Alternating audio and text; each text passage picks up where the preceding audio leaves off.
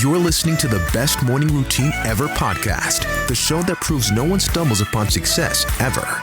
With your host, Lou Need. Every Mondays and Thursdays, we deliver cold hard evidence behind the power of a robust morning routine. Get ready to be transformed by the renewal of your mind.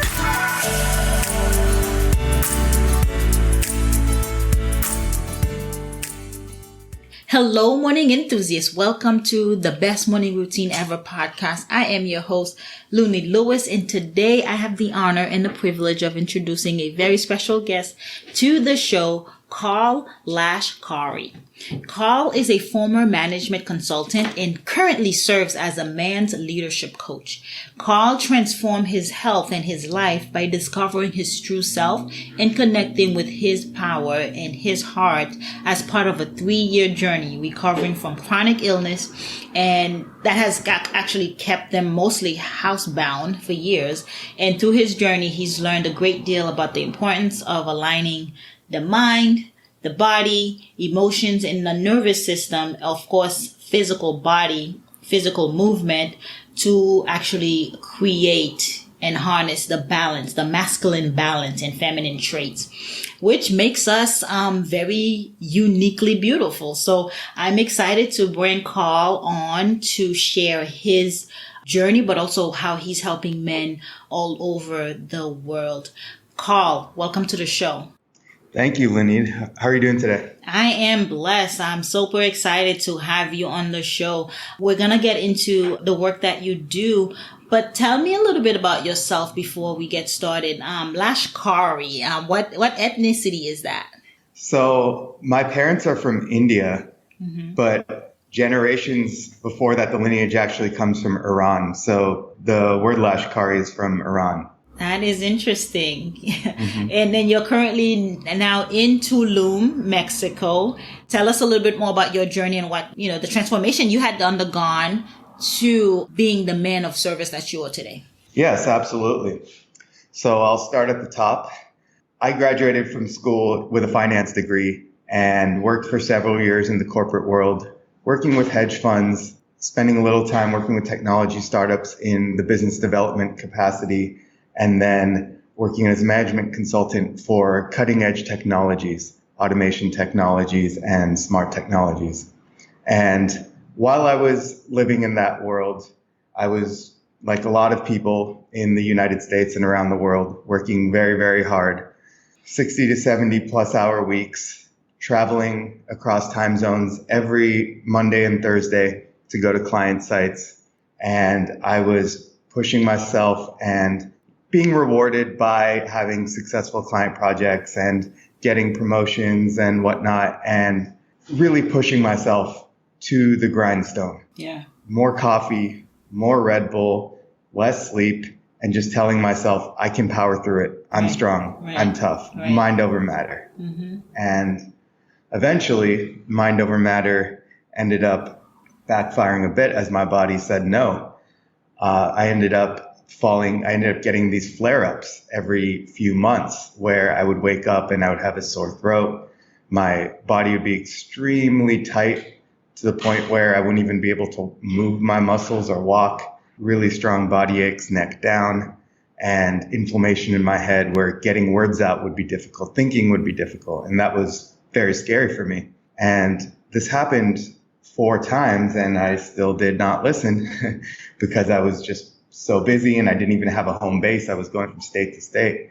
And all of a sudden one day, the 5th time, it stuck. It did not go away. And I was forced to look it in the eye and stop working and focus all of my time and energy for the past 2.5 years on healing.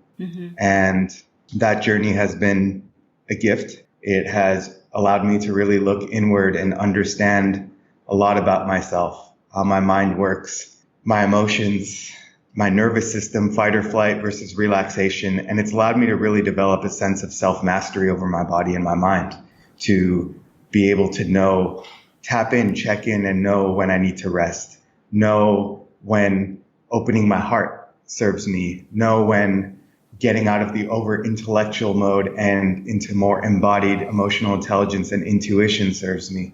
And it's just been a wonderful journey to really self-realize. And along that has come so many things, not only amazing healing, but it's allowed me to really create a greater connection with who I am as a person, what my purpose is in the world, which we'll talk about in a moment, is around the men's work I'm doing.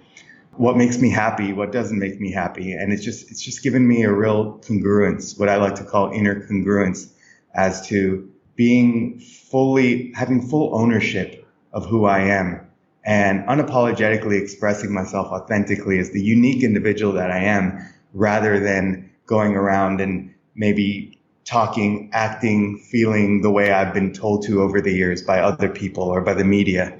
This has really allowed me to tap in and fully be myself, and that's been a gift. Yeah, and in a big one, you've expressed what everyone goes through. We don't know when to call it quits. We keep pushing the body more and more, and as primates, we get into fight or flight. And we are not being attacked by a lion right now. We're not being attacked by a bear, but it's that chronic stress that causes us to get into this flight mode where overproducing cortisol to get us to the point of adrenal fatigue almost. Mm-hmm. Where absolutely anything that we eat, it has a negative response to our body. Our immune system is literally shot, and recovery takes longer. So, your journey really sounds exciting. So tell us about some of the things that you learn and you're currently helping other men with. Yeah. So what I've learned is two things that men struggle with specifically is, one, creating that connection with his inner self, specifically emotionally. I think it's a stereotype out there that a lot of men do have difficulty connecting with their emotions. And, that doesn't always have to be, it can be, but it doesn't always have to be a sappy thing. Emotions can be connecting with your inner warrior. Emotions can be, connecting with your primal self. And it can also be connecting with your anger or your sadness, your frustration, all of it. And what I've found is the power of being connected with yourself is the most relaxing form of self-empowerment. Right. It's something you can relax into and rest into when you can trust yourself to be able to access and process whatever the moment needs emotionally specifically. So one of the elements is just creating this, what I speak of as inner congruence, and that's being able to have more of a mastery over your mind, your thoughts, your brainwave states, over your emotions, your heart, through developing heart coherence. And then your nervous system, like you mentioned, we do not need to be running around stressed all the time in this society, only here and there. And to have facility over activating through the vagus nerve and through activating the parasympathetic nervous system receptors, that rest and relaxation response. So we can go through life mostly rested and relaxed. So we're restoring our body rhythms into natural body rhythms. And then when we need to step into the fight or flight, we know how to do that and then come back when we need to. So I think that inner congruence piece is very important. And then the second piece is brotherhood. The reason why I'm choosing to work with men more than everybody is there are a lot of women's groups out there where women have been doing a great job for years getting together and leaning on each other for this type of work. Whereas with men, it's been a no-no. It's a sign of weakness. It's something that just men are afraid to do, to be honest. And this brotherhood, coming together in brotherhood, just has so many benefits, because the first is we realize that we're not alone. I think many men, when we experience problems, whether it's financially, career-wise, romantically, sexually, whatever it is, we always seem to feel like it's just us and it's something wrong or a lack. And when we get together, we realize that we're all working through something and we're all trying to be better, the best version of ourselves, so we can have the lives we desire, so we can protect and be there for our loved ones. And when we come together to be able to support each other, to be able to hold each other accountable, and to be able to elevate each other, that's when magic happens, real magic happens. Yeah, and it's important to get that congruency or that connectedness between men, so support and it's easy to uplift one another. Do you find any challenges? Because, society has taught us men ought to be not machos and, more masculine than actually tap into any femininity of some sort, which is the emotion or relating and connecting with other people. Do you find any challenge with some of your, the people you work with, the men you work with? Yes, absolutely. I think the challenge I've found is those men who are already into personal development work and growth and even spiritual growth, they tend to be ready and available to open up quickly. Mm-hmm. However, there's a lot of faction of men who maybe your traditional relationships with other men were more around beer and football and superficial level joking. And, I'm a yes to all of that. That's the route I came from. And I still do that. I think it's fun. It's how men connect. And it's great. But because we're so used to connecting at that superficial level, many men have never in their life, at 30 years old, 40 years old, 50 years old, never in their life connected at that deeper level, never expressed their feelings to another man, never expressed their desires, their deep desires to another man. And even their shadows, they've just kept a lot of their true nature to themselves. Mm-hmm. So that has been a challenge. However, what I found is mostly when these men who haven't experienced that, they see other men doing it, it becomes a yes very quickly. Okay. They do jump in very quickly. And, what I believe, I talk about leadership, and I'm a big believer in leading by example. So when I walk in a room and I show my vulnerability and I wear my emotions on my sleeve, other men see that it's safe to do so. So what I've found is men are more eager to get into that space than you would think. It just feels very lonely and it feels wrong because that's what we've been told. We've been told it's wrong. However, when they see other powerful, strong, big, muscly, rich, whatever men doing it, then it's like, okay, I can do this too. Yeah. No, I like that, and that it's appealing, it's inviting. You make it inviting for them. Mm-hmm, absolutely. And not all of it is emotions, sad stuff. It's everything of who we are as a man. So a lot of what we do is helping men get more into their power, get more into their truth and their core belief system, and unapologetically be themselves, be powerful. But it's also allowing yourself to be vulnerable, because we as humans, we're all of it. We're strong and we're weak. We're all of it, right?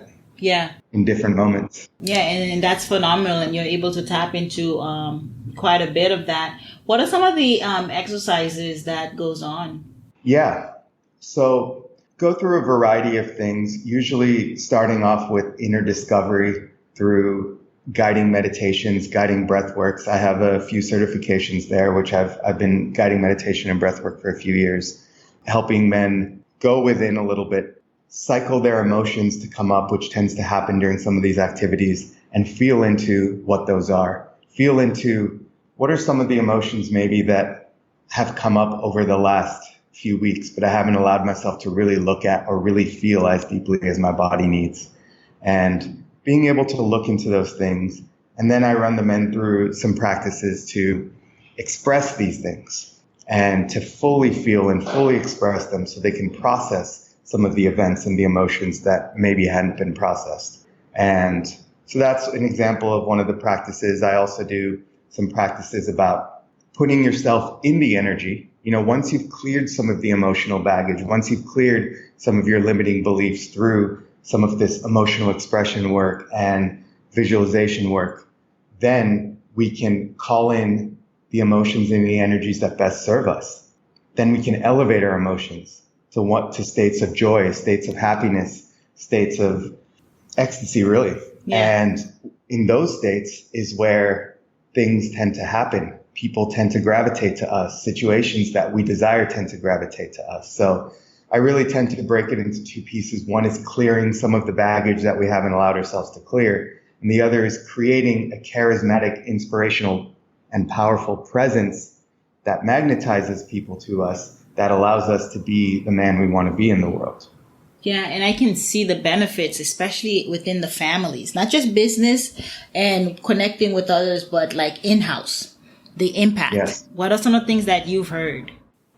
Family dynamics has been, it's funny you say that, Lunid, because no matter what I end up starting off with, whether we talk about business or we even talk about sexual relationships, family dynamics and relationship dynamics, it always comes back to that.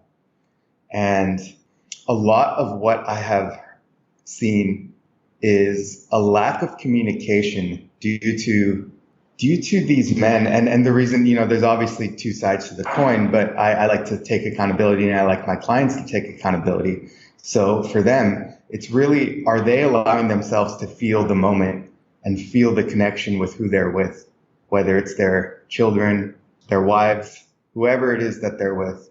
Are they allowing themselves to truly feel the moment, understand what they need, communicate and express their needs, stop and listen and understand the other person's needs, and just create non-reactive but responsive dialogue without getting caught up in the emotions? And when we do this men's work, what we allow these men to do is we allow these men to get rid of some of those toxic emotions in this safe container with other brothers.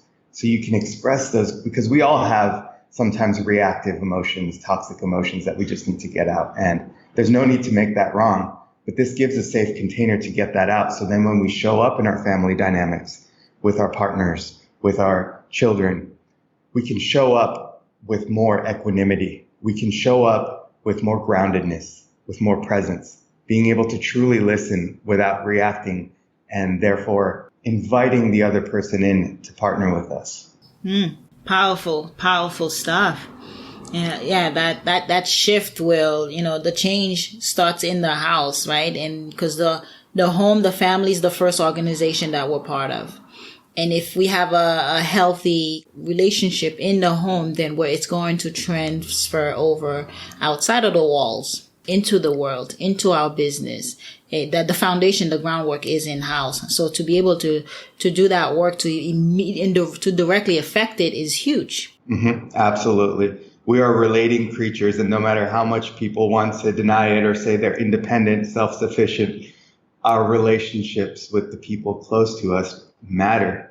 They matter. And many times when I work with, business leaders on business growth, we end up spending more time talking about family dynamics and relationship dynamics, because there's no way you can have an open heart with your team in your business if your heart is closed at home.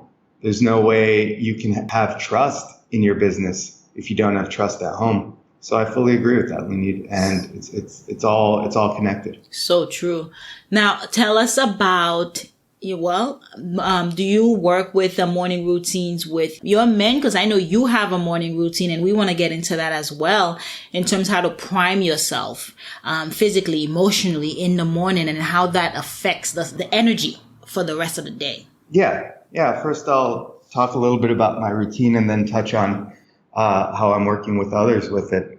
So what's really important for me, so I've had a journey for the last 3 years, like you mentioned, healing from a chronic illness. And it was really important for me not having an answer from the medical system to be able to recover myself. And really, I've been able to meet a lot of recovery milestones that I didn't know if I would ever meet. And a lot of that was through, like I said, developing that inner congruence. So I have a morning routine, which I do to develop that inner congruence. And the power of doing that is, we all wake up every single day feeling a little bit different, right? Some days we feel happy. Some days we feel powerful. Other days we feel sad. Other days we're focused on a conversation we had with a family member or a colleague. And as we're sleeping, with the different thoughts that come in our subconscious, 95% of our thoughts in our subconscious, we wake up in different moods and different energies each and every day. So my morning practice is really focused on coming to a baseline every morning. So mentally, emotionally, nervous system wise, I come back to this baseline that feels familiar every morning. So I can start my day from a place that's consistent, continuing from where I left off yesterday, instead of being distracted or feeling like I'm a new person today, which a lot of people have to work through. So I have a routine that consists of some meditation practices, some breath work, visualization practices, some emotional embodiment practices. And the intention is to be able to clear any stuck emotions from myself, to come back to a neutral position through a specific meditation that I do, to get into that parasympathetic rested nervous system, doing some breath work and some meditation, and then building heart coherence, opening up my heart every single morning. Once I open up all those channels, I feel like the same person as yesterday. I feel like a consistent energy, and I'm ready to attack the world with my day. It's been healing for me in terms of my symptoms from my illness, and it's also been really helpful in my business and my relationships to come with this consistent energy that is clearing the baggage and really tapping more into the charismatic and neutral parts of myself. Yeah, those are some really good stats. We do have over 60,000 thoughts a day, and 90% of those are negative. So no wonder we're waking up not knowing what to expect or waking up with the same thoughts as yesterday. And then having reliving that same experience like a, Groundhog Day and not knowing how to get out of it. And that's the morning routine is a way to kind of clear the channels, as you say, clear the energies so that you can start off on the right foot. Yes. It's just like eating. It's necessary on a daily basis because we have gunk that's been built up for decades. And so it actually takes that primal work in the morning to hit the refresh button. Absolutely. I think working out our mind and emotional states is just as important as physical workouts and nutrition, which are more celebrated in our current day and time. And fitness and nutrition are very important, but so is mental health and so is emotional health. So this is a workout routine for your mind and your emotional body. And so what you were asking about working with other men, I've incorporated this into a few of my clients, into their routines. And I'm actually in the process right now of putting together a program with my business partner to create this routine to help this hit the masses. So it will be a mix of videos, audio practices. I've recorded tens of guided audio practices, educational videos, and then weekly group coaching. And that's to help people integrate into bringing balance into their mind and their emotions and their nervous system.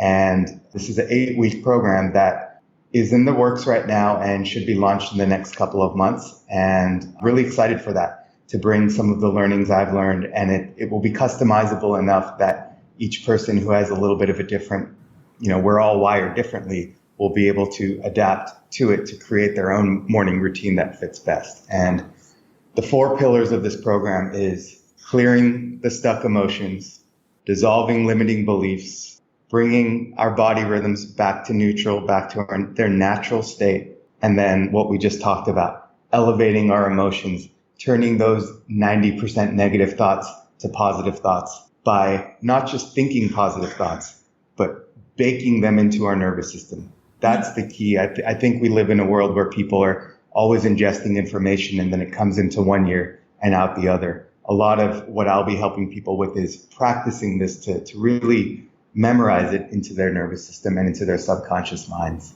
Yeah, I want to ask about how you help with the dissolving and eradicating limiting beliefs, because the method that I currently use is habit rewiring that actually goes into the subconscious mind and detect the root cause of the belief. And then from there, we interrupt that pattern and we rewire the brain with powerful, empowering, not just affirmations, but customized beliefs that gets ingrained and entrenched in the brain, because the subconscious mind is like an old tape that is on replay. And the only way to actually get rid of the baggage, the programming that's on there, is to replace it with new ones. That's how I use it with habit rewiring, because you gotta sometimes get rid of these limiting beliefs so you can build better habits, because there's something keeping you stuck from actually creating new behaviors, new patterns. And so finding out the root cause, plucking it out, and then it becomes a lot easier to instill new ones. So how do you go about eradicating limiting beliefs, helping your clients eradicate them?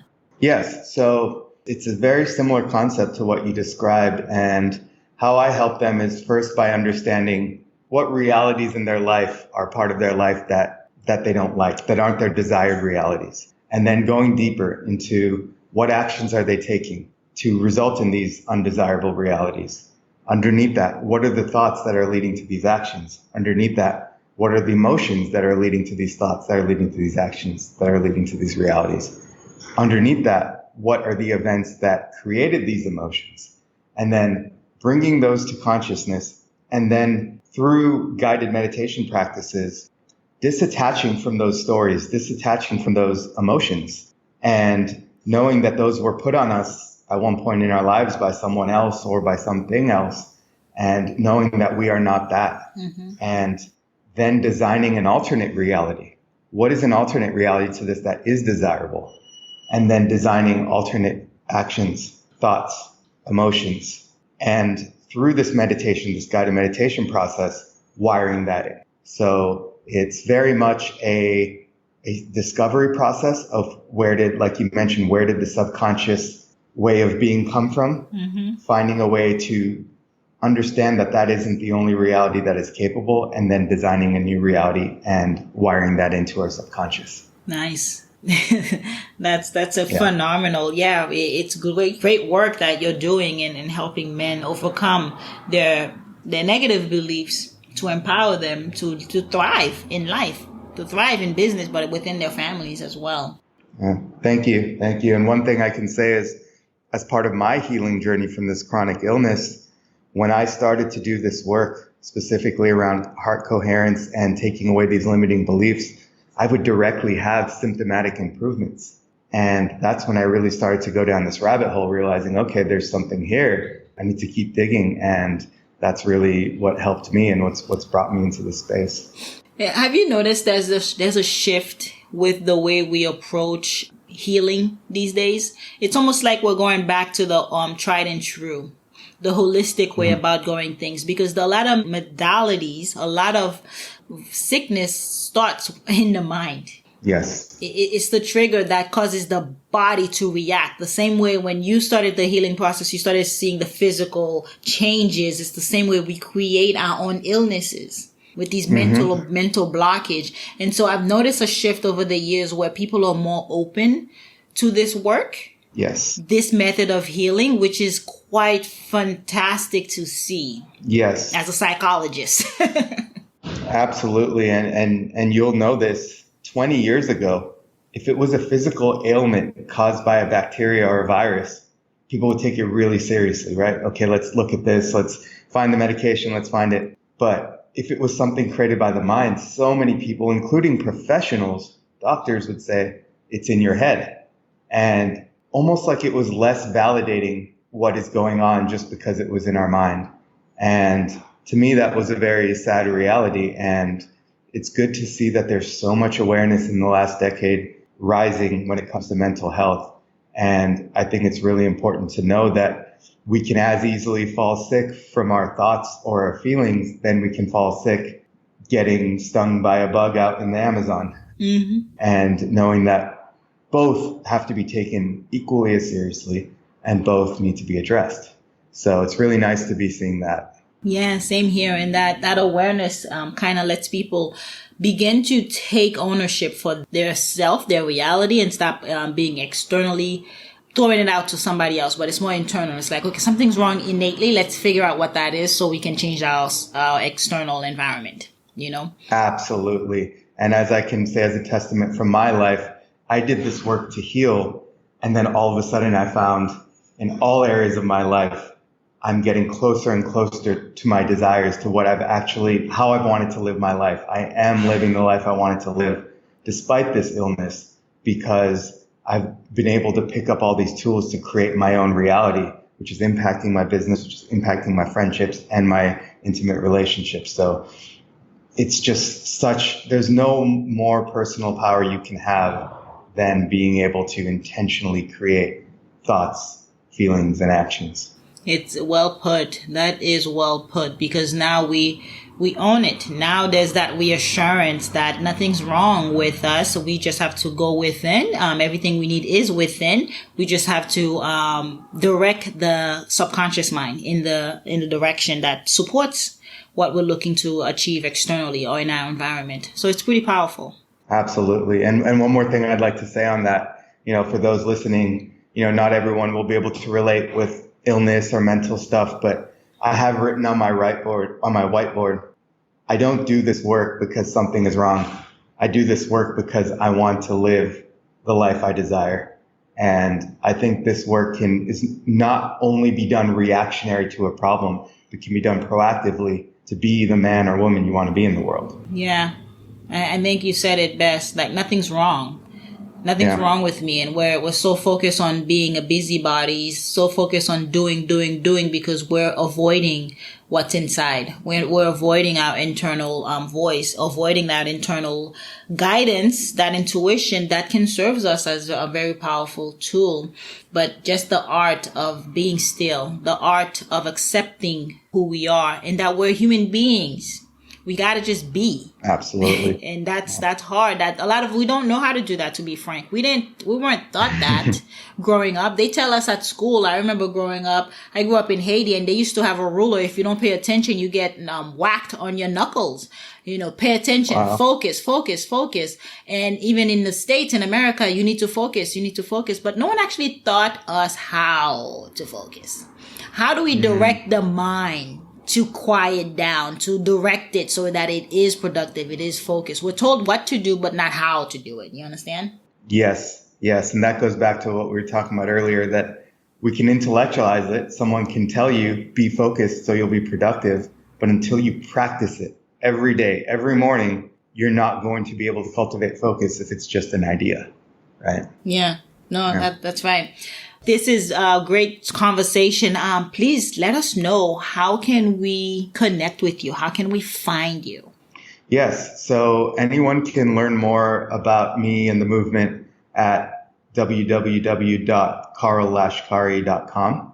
And there's also a white paper. I have a 30-page blueprint, which describes my philosophy around all of this work. And for any of the men who are looking to get more involved in brotherhood and community and building together, I am hosting community men's work right now. Have a group, I mentioned this earlier, of about 400 folks or so in Tulum, Mexico. And we have a men's work community here, looking to bring it to a dozen other communities in the next couple of years. And also we'll be starting in 2 weeks a virtual men's community. So this will be for those who don't have the luxury to connect, because of COVID, because of any other reasons. We'll be getting online and working through our different masculine and feminine traits within us through brotherhood in this virtual capacity. So if anyone's interested in that, you can go to karllashkari.com/menswork. And then lastly, I mentioned to you about the program around the morning routine, around elevating your state. And for anyone who wants to learn more about that, you can go to karllashkari.com/elevate. Fantastic. Karl, this has been a great conversation. I really thank you for coming on the show today. Thank you so much, Lynn. It's been a pleasure. It's been a delight.